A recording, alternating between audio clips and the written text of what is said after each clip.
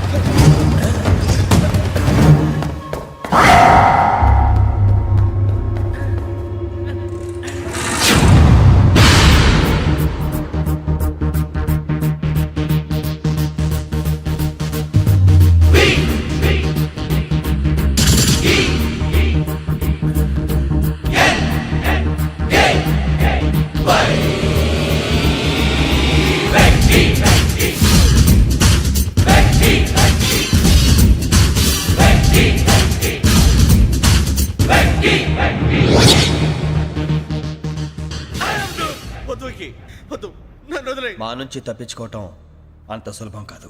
నేను పరిగెత్తి అలసిపోయాను. ఏం కావాలి? నీ ప్రాణం అక్కర్లేదు, నీ ఆస్తి అవసరం లేదు. ఏదో అవసరానికి 2000 అప్పటిలా చంపేపోతున్నాను జీవాజీ.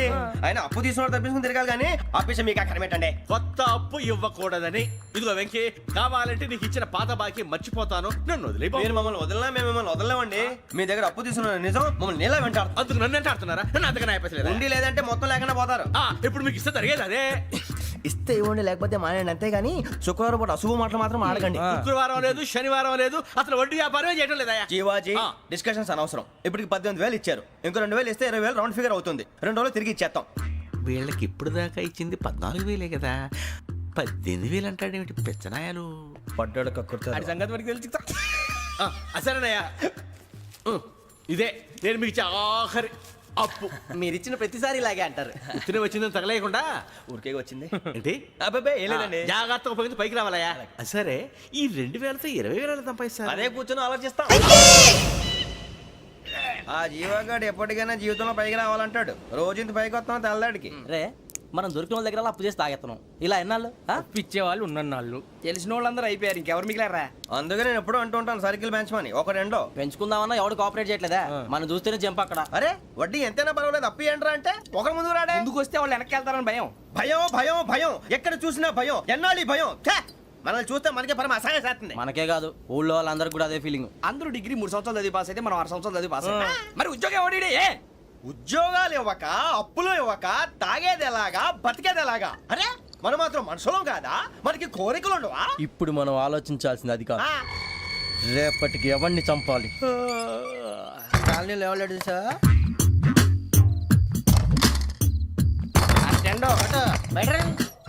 నువ్వా వెంకీ? ఏంటి వెంకీ ఈ టైంలో వచ్చా? నీతో మాడే పని ఉంది, దా చెప్తా. ఏ బాగా నిద్రొస్తుందా? సరిగానే రే, నువ్వు మమ్మల్ని చూసే తలిపేసావా? మామూలుగానే వేసాను. మామూలుగా వేసేవాడివి. మేము రావడానికి 1 నిమిషం ముందో, మేము వెళ్ళాక 1 నిమిషం తర్వాత వేయాలి కానీ బిలాల్ రాజా, నాకు నిద్ర వచ్చి పడుకుందామని తలుపేసుకున్నాను. అయినా నా ఇంటి తలుపులు నేను అడిగేసుకోవాలంటే తప్పు చేసిన కాక ఇంకా గేర్ సమాధానం చెప్తావా? మీ ఇంట్లో పెళ్లిడికి వచ్చిన ఆడపిల్లలు ఎదురున్నారు. ఇదిగో అమ్మాయిలు, మీతో ఎప్పుడైనా యథాశాలు వేసానా? విన్నారా? అడుగు తలుపులు వేసావు. అనవసరంగా గొడవ ఎందుకు ఇక్కడి నుంచి వెళ్ళండి. గొడవ? మీ ఇంటి మీద పడి ఎప్పుడైనా గొడవ చేశానా బినిగారు? లేదు బాబు. విన్నారా? చెప్పు, మమ్మల్ని చూసి తలుపులు ఎందుకు వేసుకున్నావు? అరే మాకు అప్పించిన వాళ్ళు కూడా మమ్మల్ని చూసి ఎప్పుడు తలుపులు వేసుకోలేదు. ఏం చేయాలి? మరి నువ్వు ఎందుకు వేసుకున్నావు? బాబు టప్ అయిపోయింది, బుద్ధి తక్కువ వేసాను చాలా. అంటే మా మోకాల మీద తలుపులు వేసామని ఒప్పేసుకుంటున్నావు? ఒప్పుకుంటున్నాను. సరే ఇప్పుడు చెప్పు, మా మొఖాల మీద తలుపులు వేసేంత తప్పు మేము ఏం చేసామరా? తప్పైపోయిందని అంటున్నారు కదా, వదిలేయండి బాబు. అదే తప్పు మేము చేసి మమ్మల్ని వదిలేయమంటే మీరు వదిలేస్తారా బినిగారు? తప్పని ఒప్పుకుంటున్నాడు కదా అయ్యా. ఇప్పుడు టైం 11 అయింది, వెళ్ళి పడుకోండి. 11 అయిందా? కొమ్ము ఉంచాడు కదా. నాకు సంబంధం ఏంటి? ఉంది, సంబంధం ఉంది. 11 గంటలకి నా క్లోజ్ ఫ్రెండ్ ఢిల్లీ వెళ్తున్నాడు. 5,000 అప్పిస్తానని ఎయిర్పోర్ట్ రమ్మని చెప్పాడు. నీ గొడవలో పడి ఆ సంగతే మర్చిపోయాను. ఇప్పుడు నాకు జరిగిన నష్టానికి భర్తీ ఎవరు చేస్తారు? మీరా మీరా మీరా? ఎవడు పడితే ఎందుకు చేస్తాడా భర్తీ? మళ్ళీ వాడి నువ్వు తప్పు ఎవడు చేసా వాడు చేస్తా. దానికి కారణం ఈ 10 మనిషే కదా. సాతిస యజ్ఞాత షడద్వాతీత రూపిణి అవ్యాజ కరుణామూర్తిరజ్ఞానాధ్వాంత దీపిక బీరు రమ్ము కలవకూడదు తలకే పట్టేసింది ఏంటే చదువుకుంటున్నావా? చదువుకో దేనైనా వెనక్కి తీసుకురావాలం కానీ పోయిన కాలం వెనక్కి తీసుకురావడం ఎవడి వల్ల కాదు. టైం విలువ గురించి నువ్వు మాట్లాడడం నువ్వు ఎలా పోతే నాకు ఎందుకులే. ఏమ్మా నీ పూజ అయిందా? తలకే పట్టేసింది, కాస్త మజ్జిగుంటే ఇవే. మా నాయనే అందరూ పొద్దున్నే లేచి టీలు కాఫీలు అడుగుతుంటే నువ్వు మాత్రం మజ్జిగ అడుగుతున్నావురా. కాఫీలు టీలు తాగే స్టేజ్ వాడు ఎప్పుడో దాటిపోయాడు. రాత్రి తాగింది దిగాలంటే మజ్జిగే తాగాలి. నువ్వు తల దించుకోవడం ఎందుకురా? నీలాంటి యదవనగానందుకు నేనే దించుకోవాలి తల. రాత్రి సుబ్బారావు గారి ఇంటి మీద గొడవకి వెళ్ళేవంటగా. అలా చెప్పాడు మీకు? ఏ మళ్ళీ గొడవ కెడతావా? నీ దెబ్బకు భయపడి రాత్రి తలుపులు తీసి పడుకున్నారంట. తెల్లారగా టైంట్లో దొంగలు పడ్డారు. ఆడింట్లో ఉందిలేండి, పట్టుకుపోవడానికి అక్కడ కూతురు తప్ప. ఎన్నాళ్ళు ఇలా బేవర్స్గా తిరుగుతావురా? ఇన్నాళ్ళని ఏం ఫిక్స్ అవ్వలేదండి. చిచి నాన్న అమ్మా, కంబైన్ స్టైల్స్ కి ఫ్రెండ్స్ ఇంటికి పిలుద్దాం అంటే వీడికి భయపడి ఎవరు రావడం లేదు. నేనే చేశానే. వాళ్ళ వంక అదోలా చూస్తున్నావంట. గొప్ప ఫిగర్ అని అదోలా చూస్తాను. ఏదో మోహాలు వేసుకొని చదిగా ఆ గొంతు ఆ వాలకం చూడలేకపోతున్నాను రా బాబు. చిన్నప్పుడు వచ్చి నా అలాగే ఉన్నావు, తెగ ముడిచిపోయారు. ఇప్పుడు నచ్చట్లేదు నాన్నగారు మీకు? నేను యదవలతో డిస్కస్ చేయను. నేను చేస్తాను. మీరు చెప్పదలుచుకుంది ఏమిటో చెప్పండి. ఇంకా చెప్పేదే ఉంది. నువ్వు ఇలా గాలికి తిరుగుతుంటే నేను తిండి పెట్టలేను. నాన్నగారు ఇప్పుడు శుక్ర మహాదశి 4వ పాదంలో ఉంది. నేను ఇప్పుడు ఏం చేసినా కలిసి రాదు. శనిగారు సెంటర్ లో కాసేసి నన్నే చూస్తాడంట. వాడు అలా సైడ్ అయిపోయి నేను ఏదో ఒకటి అవుతాను కదా, మీరు కంగారు పడకండి. ఇవన్నీ ఆ జగదాంబ చౌదరి గారు చెప్పాడా? వా జేసీ గారిని గాడు గిడు అనకండి బాబు, మీకే మంచిది కాదు. అబ్బా ఊరుకోండి, ఎవరి నమ్మకాలు వాళ్ళవి. ఎరా ఇంతకీ ఆ శనిగాడు సైడ్కి ఎప్పుడు వెళ్తాడంట? నేను పోయా. నువ్వు సెంటర్ లోకి రావాలమ్మా. మరి ఆ గురువు సెంటర్ లోకి ఎప్పుడు వస్తాడంటావు? అవన్నీ మనకి తెలుస్తాయి అంటే జేసీ గారు తెలుస్తాయి. నాన్నగారు ఒక 1000 రూపాయలు ఇవ్వండి, దక్షిణ నుంచి అన్ని అడిగేసి వస్తాను. ఎదిగిన కూతురు గుండెల మీద కుంపటైతే నీలాంటి బేవార్స్ కొడుకు క్లైమోర్ మైన్స్ లాంటి వాడు చీదరిదుడా. ఆ జేసీ గారు పోయాక వీడు నేను అమ్మ నువ్వే ఫీల్ ఓకే. ఆయన కావాలని అంటున్న మాటలు కాదు, ఆయన దేవుడు. కానీ ఆ శనిగాడు ఆడి కాన్సన్ట్రేషన్ అంతా నా మీదే పెట్టేశాడు. మరి ఇప్పుడు ఎలాగరా నాన్న? ఆ పని మీద డబ్బులు అడుగుతుంటే నిసుక్కుంటున్నాడు. పోనీ నువ్వేనా ఇవే? నా దగ్గర కూడా లేవురా. తెలుగు భాషలో నాకు నచ్చని ఒకే ఒక్క పదం లేదు.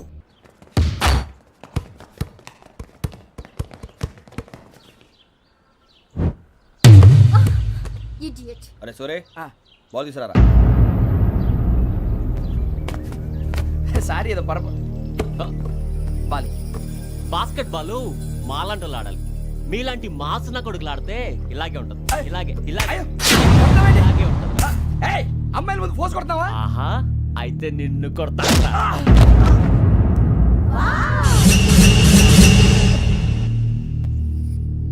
వాడు అమ్మాయిలు ఉన్నారని చూడరా ఎరా రెచ్చిపోతున్నాడు. బాస్కెట్ బాల్ మీ వాడి ఆట కానీ మీలాంటి మాసోళ్ళు ఆడే ఆట కాదు అంటున్నాడు రా. రే ఇంత ముందు 2-3 సార్లు కూడా ప్రతి విషయంలో జోక్యం చేసుకుని మన వాళ్ళు కొడుతున్నాడు రా. వాడిని ఏదో ఒకటి చేయాలరా, వాడిని వదలొద్దు.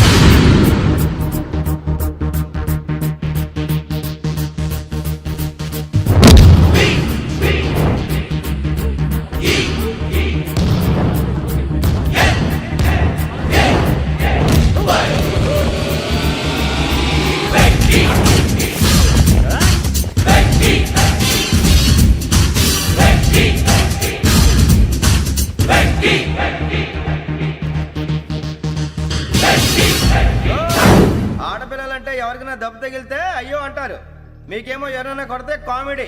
కొట్టినోళ్ళు మీ దృష్టిలో హీరోలు. ఇప్పుడు నేను పచ్చడి కొడేస్తాను. నేను హీరోని అయిపోతానా? ఏంట్రా రెచ్చిపోతున్నావు? మాకు ఛాన్స్ ఇవ్వా?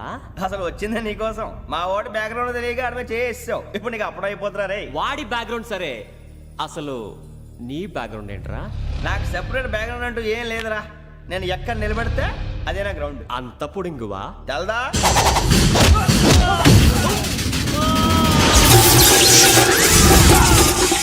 ఎవ్వా మన మామిడి కొట్టినప్పుడు వావ్ అన్నారు. ఇలాగే ఉంటుంది.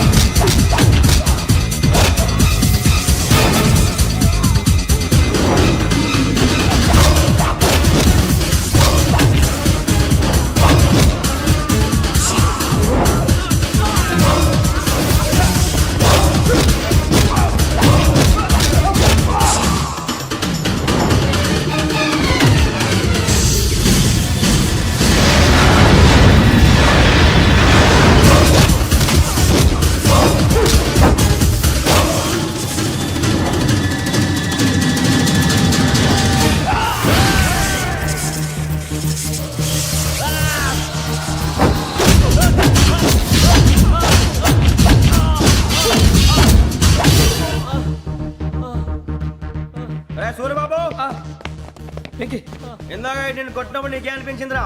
కుమ్మేయాలనిపించింది. మరి గుమ్మే అమ్మో కొమ్ము. రేయ్ నిన్ను అమ్మాయిని ముందు గుడ్డలు పట్టుకొని కొడతాను. అలా కొడితే ఏ తగ్గుతుందిరా ఆడికి? అసలే ఎక్సైజ్ బాడీ ఏదవుది. తక్కువ చెప్తాను, కొడితే మడతడిపోవాలి. మాస్తో పెట్టుకుంటే మడతడిపోద్ది. ప్రపంచంలో ప్రతి వాడు ఏదో పని చేసుకుంటున్నాడు, మనం తప్ప. మా కాంట్రాక్టర్ తో చెప్పి పని ఏదైనా ఇప్పించరా?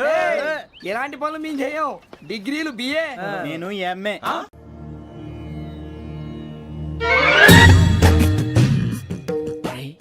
కళ్ళు మూసుకునే ఉన్నాడు, కొంపదీసి నిద్రపోతున్నాడేంటి? ధ్యానం. కళ్ళు మూసుకొని ఎవరినో కాంటాక్ట్ చేస్తున్నారు. అవునా? అబ్బా రామ్ ప్రసాద్, నీకు నిజం చెప్పాలంటే బాధగా ఉంది, కానీ చెప్పక తప్పదు. ఎందుకంటే అది నిజం కాబట్టి. Correct sir, correct. ఏంటి సార్ అది? నీకు 40 ఏళ్ళు వచ్చే వరకు కష్టాలు తప్పవు. గురుజీ, అవి మామూలు కష్టాలు కావు, అష్ట కష్టాలనే చెప్పాలి. ఉదాహరణకు అవి ఎలా ఉంటాయంటే, దొరక్క నీకు ఫుడ్ దొరికితే అది నీ నోటికందే లోగా నీ కాలో నీ చెయ్యో తగిలే మట్టిపాలైపోతుంది. నీ వాకలికి తట్టుకోలేక అప్పు కోసం ఎండను పడి వెళితే అక్కడ తాళం వేసి ఉంటుంది. మరో కఠోరమైన నిజమేమిటంటే, నీ దరిద్రాన్ని చూసి భరించలేక నీ భార్య లేచి వెళ్ళిపోతుంది. ఒక్కతేనా ఎవరితోనన్నా? తప్పు. అతని దురదృష్టాన్ని చూసి ఎగతాళి చేయకు రమణ. Sorry sir. ఇదయ్యా రాంప్రసాద్, నువ్వు ఈ 40 ఏళ్ళు ఈ నరకాన్ని అనుభవించక తప్పదు. 40 ఏళ్ళ తర్వాత అలవాటైపోతుంది. ఇక నువ్వు వెళ్ళొచ్చు. ఏమో వెంకటేశ్వరరావు, కులాసైనా రమ్మన్నారట. నీకు శుభవార్త చెబుదామని పిలిపించాను. ఏంటి గురూజీ? నీకు శుక్రమహాదశ ప్రారంభం అవబోతుంది. అంటే సరిగా సెట్ అయిపోయినట్టేనా? ఆల్మోస్ట్ అయిపోయినట్టే. మీరంతా టోపీలు పెట్టుకునే ఉద్యోగాలు కూడా చేసుకుంటారు. ఇప్పటిదాకా మేమందరికీ టోపీలు పెట్టాం కానీ మాకు మేమే టోపీలు పెట్టుకుంటాం ఎప్పుడు అనుకోలేదు గురూజీ. అదే విధి. మరి ఇప్పుడు బిల్ల బంటోతు నుంచి బీట్ కానిస్టేబుల్ వరకు అందరికి నెత్తిమి టోపీలు ఉంటాయి. అందులో ఏ ఉద్యోగం? ఎస్ఐ గారు కూడా టోపీ పెట్టుకుంటారు తెలదా? ఏది మన చదివే చదువులకు ఎస్ఐ ఉద్యోగాలు ఇస్తారేంటి? గ్రహాలు శాసిస్తున్నప్పుడు చదువులతో పని లేదు. ఏబిసిడీలు చదివినా చాలు మీ జీవితాలు విచిత్రమైన మలుపులు తిరుగుతాయి. మీకు విపరీతమైన ఫాలోయింగ్ వచ్చేస్తుంది. మీరు చాలా ఫేమస్ అయిపోతారు. వింటానికి చాలా బాగుంది. ఇప్పుడు మమ్మల్ని ఏం చేయమంటారు గురూజీ? ఏమీ చెయ్యదు, వెయిట్ చేయండి.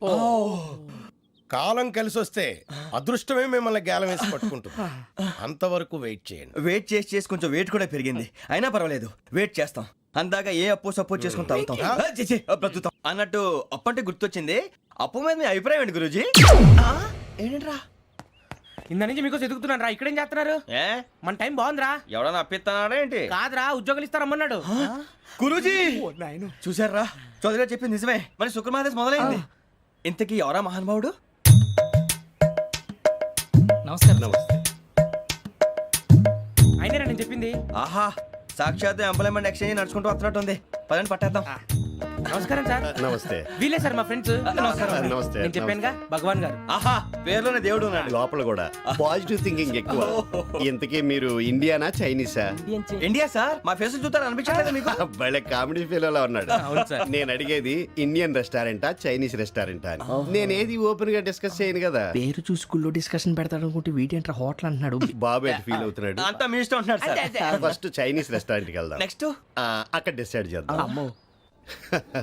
చాలా ఇబ్బంది పడుతున్నట్టున్నారు. నువ్వు చేత్తో తినే బాబు.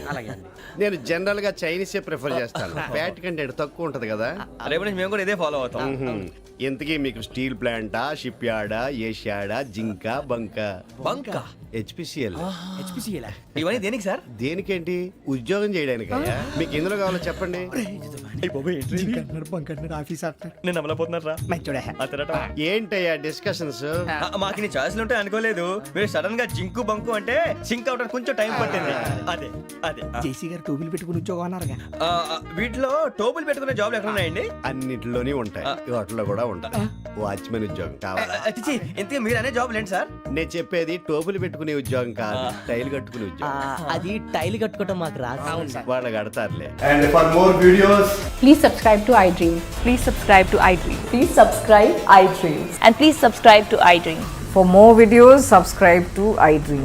Please like, share and subscribe to the channel. Congratulations, iDream. Subscribe to iDream. Subscribe to iDream. so subscribe to iDream media, iDream team అందరికి huge congratulations. Please subscribe iDream media. Please subscribe to iDream. Subscribe iDream. Please subscribe to iDream. IDream అంటే నా కళల channel subscribe చేసుకున్న నోరు తిరుగుతలేదు, మీరైతే గంట గుర్తు కొట్టండి. For more such videos, please subscribe to iDream. Subscribe to iDream. Please subscribe to iDream. Please subscribe iDream media. Please do subscribe to iDream. Please subscribe to iDream media. For best entertainment and information please subscribe I dream. And don't forget to subscribe to I dream.